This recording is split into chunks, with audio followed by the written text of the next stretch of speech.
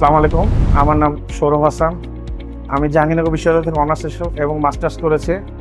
তো এইচজেডকে আমি চিনি অনেক বছর যাবতই।